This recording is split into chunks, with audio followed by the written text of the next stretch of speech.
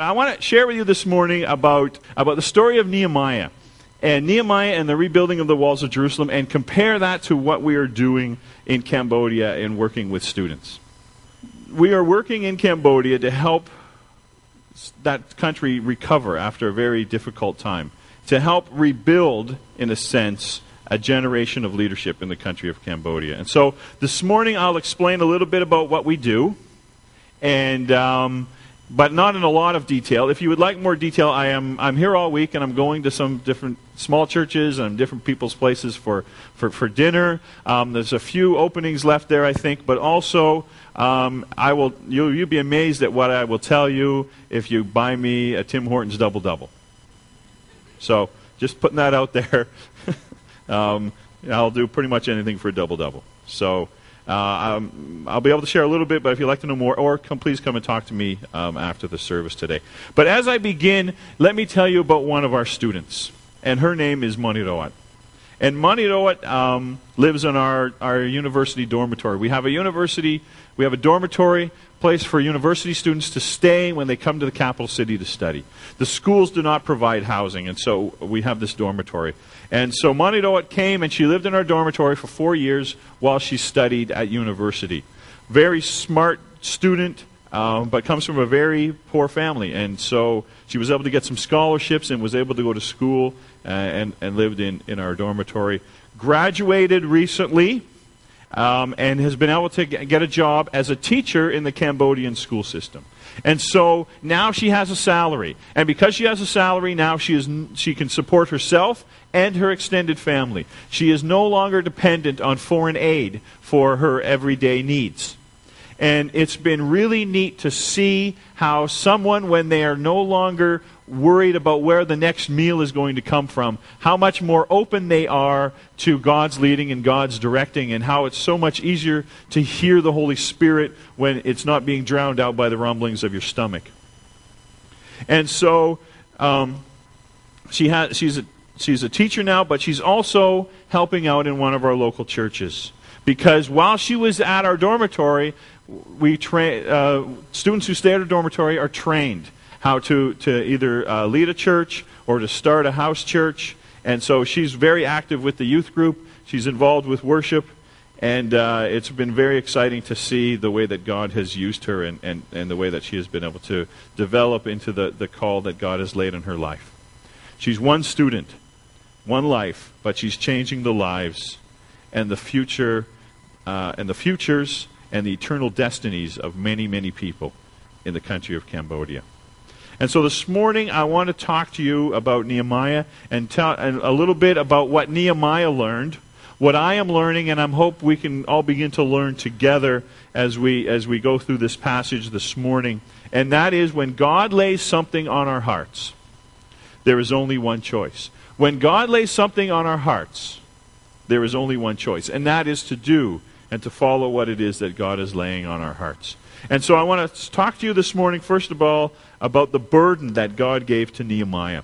And to understand this burden that God gave to Nehemiah, we need to understand the state of the Israelites at this time and why they were in the situation that they were. The Israelites had been carried off into exile. They had been defeated by the Persians, and the Persians had carried them off to their country. And so Jerusalem, beautiful city of Jerusalem, the crown jewel, source of great pride for the Israelite people, sat empty, destroyed, a smoldering ruin. Later on, years later, people returned to Jerusalem and began to live there again, but it was not the same place. And yet, why? Why had God allowed this to happen to the Israelites, His people? Well, when you read the Old Testament, there's a cycle that takes place, and it's very interesting because basically the Israelites are God's people. The Israelites obey God. They follow God's leading and directing. God blesses them. They do well. They're doing well, and they forget why they're doing well. They stop listening to God, and God punishes them. Then at the depths of their despair, they realize what they did, and they start listening to God, and they ask forgiveness, and they start obeying God again, and God helps them, God blesses them, and they're doing really well, and then they stop listening again, and it's just this cycle. throughout the Old Testament. And this, in Nehemiah, is the bottom part of one of those cycles. They had not been obedient, and so they had gone through a very difficult time. And it took them a very long time to recover. Cambodia has gone through very similar experience in that they've lived through many years of war. There was a war that we know as the Vietnam War. It's really the Southeast Asian War because it covered all of that part of the world. Then after that, there was a genocide led by Pol Pot and the Khmer Rouge. And so during that time, many people lost their lives. In a 4-year period, an estimated 2 million people lost their lives. The city of Phnom Penh was evacuated and sat empty for 4 years. Imagine if Caledonia or Hamilton sat empty for 4 years. What would happen to the infrastructure of the city? That hasn't happened to it already. But what would happen to your city if it sat empty, or even your house? Lock up your house and go away for 4 years and come back and see what's there. You know, it would be a scary thing. But that's what happened to the city of Phnom Penh. People returned after 4 years and began living there again, but it has not been the same.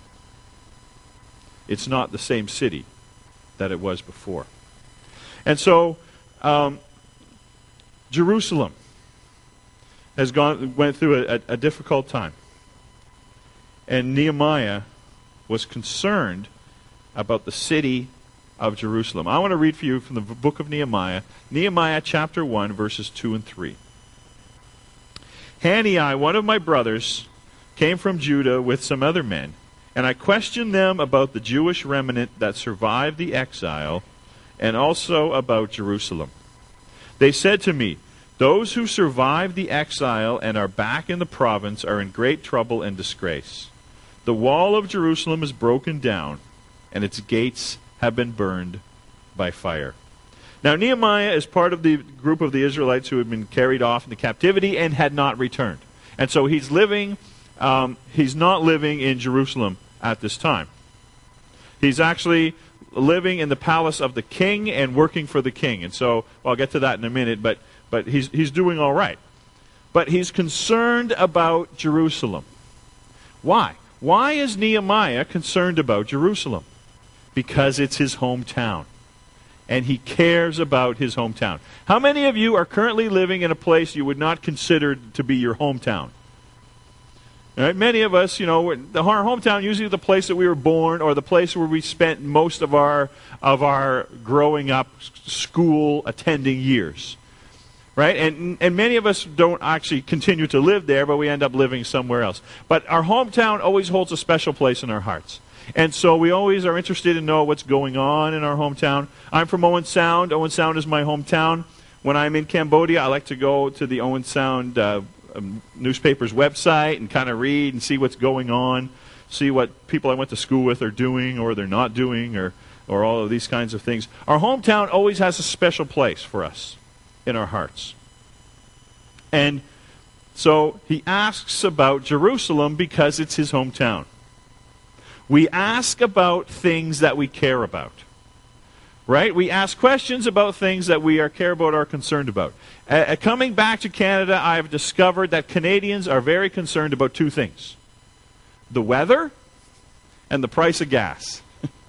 Every conversation usually has those two things in it at some point. And so I've often thought, it might speed up our whole conversing process.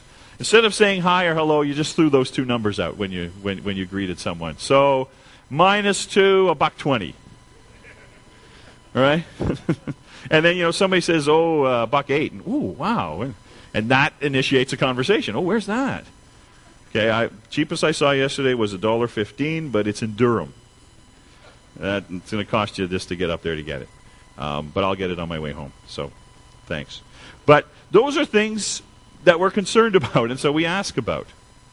Nehemiah is concerned about Jerusalem, and so he asks about Jerusalem, and he's sad to hear about the state of the city of Jerusalem. And he cannot rest. He cannot rest because he knows God has burdened him with his hometown, and he needs to do something about it. Now, I told you my hometown is Owen Sound, but I also have a new hometown. It's kind of like you can have more than one best friend, you can have more than one hometown. And so my new hometown is the city of Phnom Penh. As I said, the Phnom Penh was destroyed, absolutely destroyed. In the 1950s and the 1960s, Phnom Penh was a beautiful city. It was called the Paris of Asia.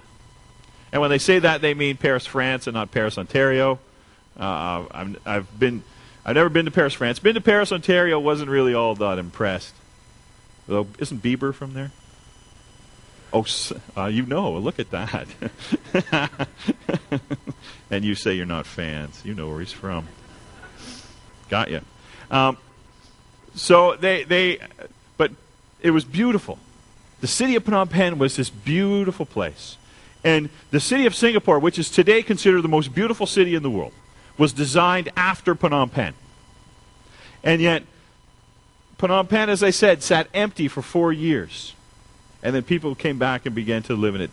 The city was damaged beyond repair, and people are living in a very damaged, very broken city. But the people there were also damaged. You see, during that time, as I said, an estimated 2 million people lost their lives. And so every family lost someone, either a mother or a father or a sister or a brother or a grandmother or a grandfather or an aunt or an uncle or a cousin. Every family lost someone. And so you have an entire country dealing with the effects of post-traumatic stress disorder. And imagine what that does to the social fabric of your country. The social issues that just stem from that. And yet we knew that that's where God was calling us to go. Like Nehemiah and Jerusalem, God was giving us a burden when we first heard about Phnom Penh and about the need there. And so Nehemiah realized that God was calling him to the city of Jerusalem. Nehemiah chapter 1, verse 4 says, "When I heard these things, I sat down and wept. For some days I mourned and fasted and prayed before the God of heaven." You see, Nehemiah knows that God is laying Jerusalem on his heart, and he knows he has to do something about it. Now, I struggle at times with the word call, because I think in churches it can get misused sometimes, and it can be confusing.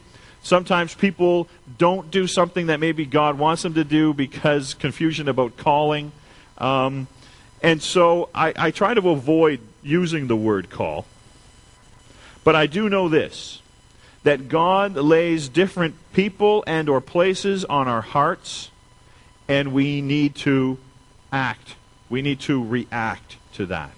Different people, different ones of us, if we are a child of God, God has laid people and or places on our hearts, and we need to act. Because if we don't, we will never be happy. We will be in a constant state of being miserable or uneasy if we are not acting on what it is that God has laid on our hearts to do. Before going to Cambodia, we had never really heard about the country before. The only thing that we had really heard about was the killing fields. And so we thought, to understand more about Cambodia, we would watch the Killing Fields movie. No, I don't recommend it as your first introduction to the country of Cambodia. So we went to Blockbuster Video, which at that time had videos, and it's still called Blockbuster Video, though, isn't it? Oddly enough. And so we got our VHS tape of the Killing Fields, came home, put it in our VCR, which was about the size of this keyboard, right? And you shoved it in there, and and then you're tracking it, and remember those great days? And we're getting up every 2 minutes to fix the picture. And but what we saw in that movie, it was horrific, and it was disturbing. And yet we knew that this is the place that God was laying on our hearts. We wanted to work with students. And then after going there and after getting to see the students and getting to know them, we knew that this is where God was leading us to be able to help these people who had been through this horrific, horrific time. Same way that Nehemiah knew that he had to help the people of Jerusalem and be involved in the rebuilding. And so Nehemiah has a task. to do. And yet Nehemiah knows in order to do that task, he needs support. And so Nehemiah, as I said before, works for the king. Nehemiah has a good job, right? Nehemiah works in the king's palace, which means he works inside. You know, maybe it's even air-conditioned. This year, up in Owen Sound, I've been doing some construction work with my brother, and I've been reminded as I work outside in the months of December and January and February that God has, and I'm going to use the word, God has called me to work inside. And minus 20 really is minus 20, and it can be cold. But Nehemiah has a good job. He's working inside. He's working for the king. Means he's got access to the good food. He's got to look good if he's working in the palace, so they've probably given him some kind of Moore's gift card, and he's probably dressing like Don Cherry, really nice, in some nice fancy jackets and stuff. And so he's got a good job. And yet he's showing up every day to work really down looking and really disappointed and really sad. And so the king asks him, Nehemiah, what's the deal? Why are you looking this way? Nehemiah chapter 2, verses 2 to 4. So the king asked me, why does your face look so sad when you are not ill? This can be nothing but sadness of heart. I was very much afraid, but I said to the king, may the king live forever. Why should my face not look sad when the city where my fathers are buried lies in ruins, and its gates have been destroyed by fire? The king said to me, what is it that you want? So Nehemiah, as I said, has this good job. He's showing up looking really sad, and the king asks him what's the problem. Now, why is Nehemiah sad?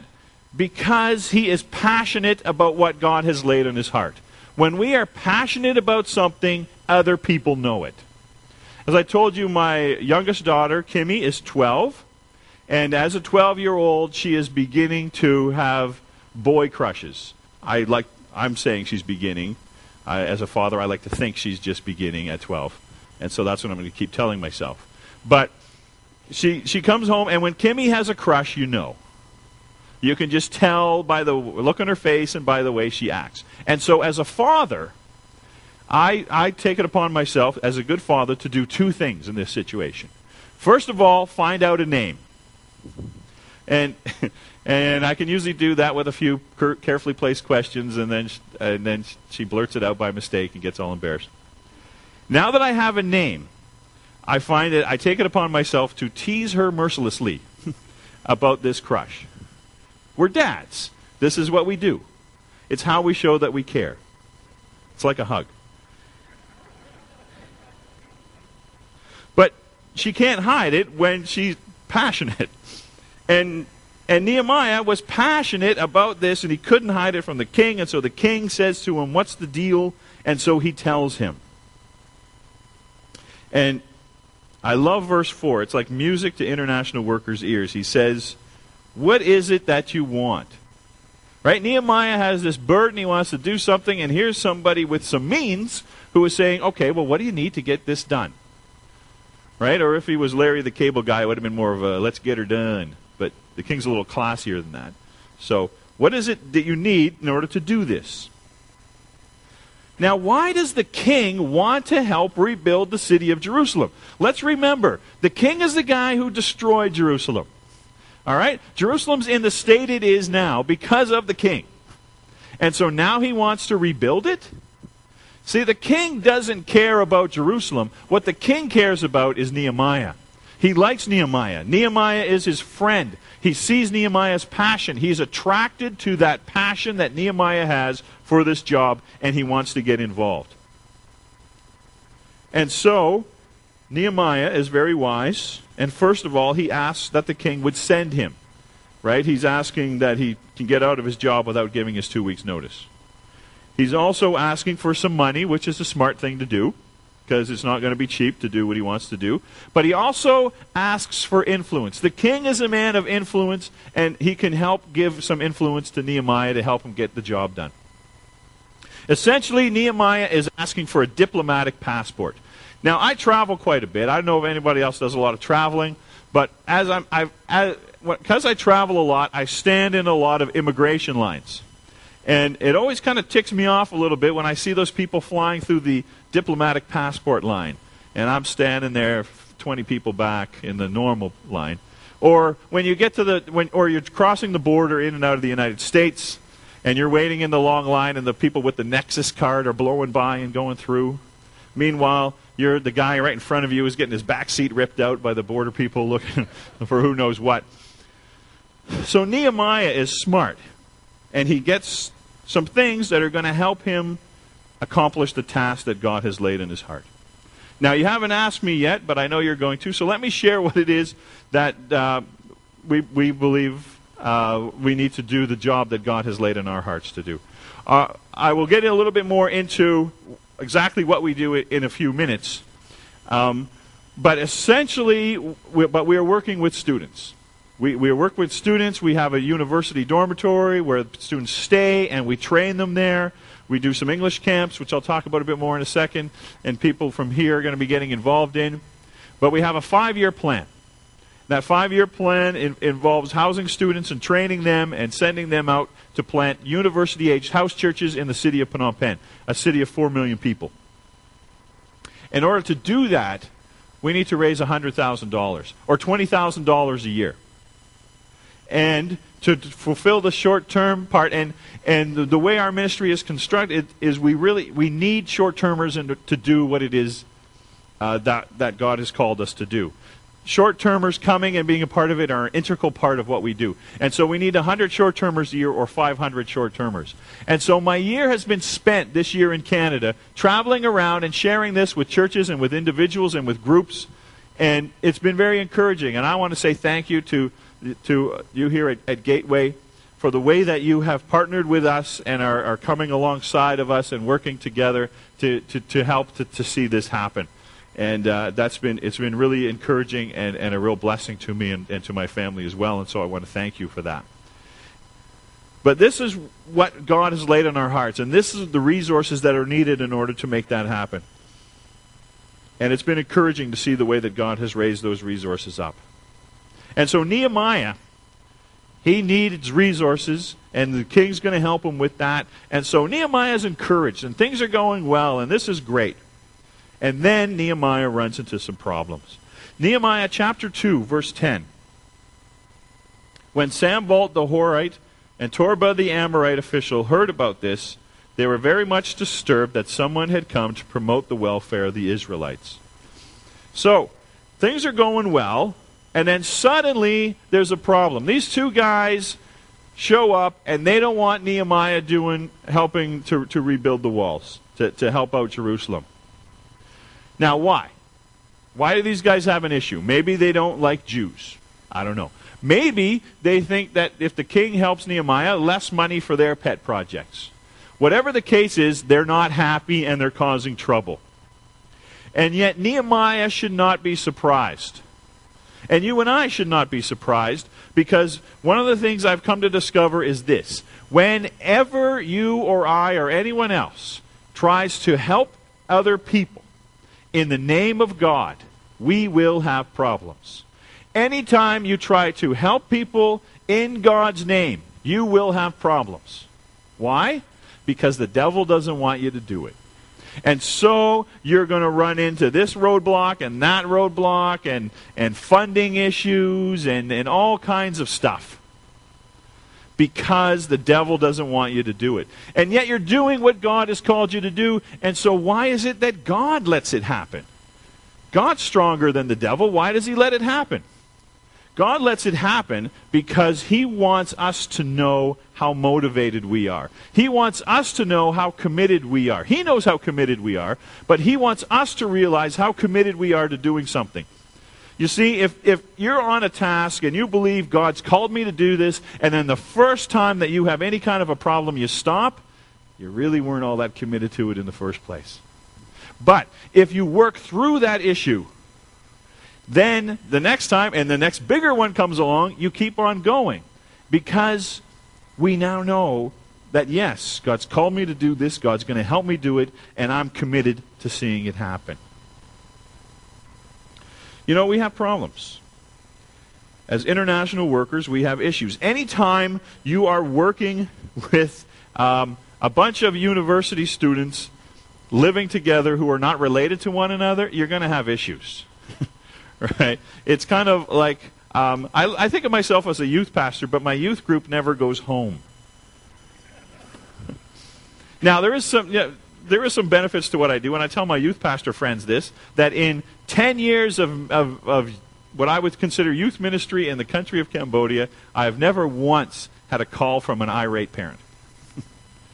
And that's really something in the youth ministry area. But when we have students who don't like each other, we have students who don't like the leaders, we have leaders who don't like the students, or we have students who like each other too much, or students who like the leader too much, or leaders who like the student too much, and all of these kinds of things going on. And there's sometimes it can be very frustrating, and you think, maybe I'm not called to do this. Maybe there's something else. Maybe there's a place where I could better use the gifts God's given to me. That's always a good one. That's when you know that you need to talk to somebody.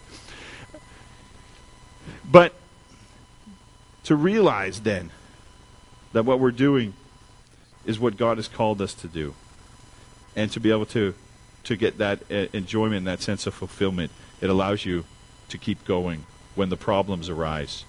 And then when the next problem comes and it's bigger, you can keep going as well. So Nehemiah now needs to go to Jerusalem and to see the task, because seeing is understanding. He has the task to do, he needs to go and to see it. Seeing is understanding. Let me read from chapter 2, Nehemiah chapter 2, verses 11 and 12. I went to Jerusalem, and after staying there 3 days, I set out during the night with a few men. I had not told anyone what my God had put in my heart to do for Jerusalem.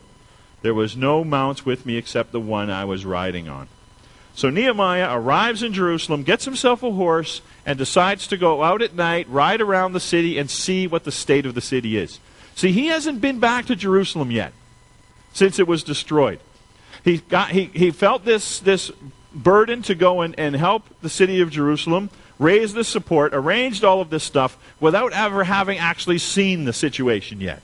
So he gets there, and he figures, I better go check things out. Good idea. So he gets on his horse, and he rides around, and he's probably thinking, I wonder if the king filled my old job yet. Right? Because he sees the situation, and he goes, wow, this is really bad. God doesn't let us know the size of a task before we get involved. Because if he did, we wouldn't. God graciously does not let us know how big of a job something is before we agree to do it. Or else we would never do anything. When we first arrived in Cambodia, we had no idea of the poverty that we would see. We had no idea of the social issues that we would have to work through. The heat, the smell, all of that stuff. The corruption that you're confronted with every day. And yet, passion covers a lot. We'll go through a lot of things in the name of passion. We'll put up with a lot in the name of passion. My allegiance to the Toronto Maple Leafs should be very good evidence of that.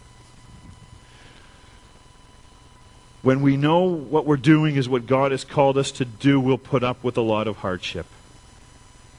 To see the students and to see the need and to know that we can be involved in their lives and help them allows us to continue to go and to be involved and to work. And so Nehemiah goes, he sees the problem, bigger than he thought. He doesn't go home. He has a plan. And he needs to cast the vision of that plan. Verses 17 and 18, Nehemiah chapter 2, verses 17 and 18. Then I said to them, you see the trouble we are in. Jerusalem lies in ruins, and its gates have been burned with fire. Come, let us rebuild the wall of Jerusalem, and we will no longer be in disgrace. I also told them about the gracious hand of my God upon me and what the king had said to me. They replied, let us start rebuilding. So they began this good work. You know, I love this part of the story. Nehemiah goes to Jerusalem, rides around, sees the walls are knocked over, sees the state of everything, gathers the leaders together and says to them, guys, the place is a wreck. We need to rebuild this thing. And the leaders who have been living there for a while, they're the ones who went back first. They were there before Nehemiah. They look around and they say to Nehemiah, yeah, okay. Like, what were these guys doing before Nehemiah showed up? Did they not see the knockdown walls? Now, as a husband, there are times when I don't see stuff that needs to be done around the house. You know, the towel rack has fallen off the wall in the bathroom, and I keep stepping over it, and my wife says, we should put that back up. And I go, yeah, that's a good idea. Right? But it's really, I didn't. I was stepping over it, but I didn't see it. But this isn't the situation. These guys had lost hope. You see, when you live in a situation that is less than what God has planned for you, when you go through a difficult time, you begin to accept what is less than right as right. What is less than normal as normal. These guys had just come to the conclusion that I guess it is our lot in life to live in a broken down city. They had lost hope. Nehemiah restored hope. And that's what the gospel is about, isn't it? Restoring hope to those who have lost hope. And so we are trying and believe God has called us to help restore hope to a generation of people in Cambodia who have lost hope. The young emerging generation of university students, the leaders of the next generation. And we want to provide hope for this next generation of leaders in Phnom Penh through education and through leadership development. We have a dormitory for students to come and live when they come to study at school. Universities don't provide housing, and so we provide housing for Christian students. While they live with us for 4 years, we're also training them in evangelism and discipleship and leadership development.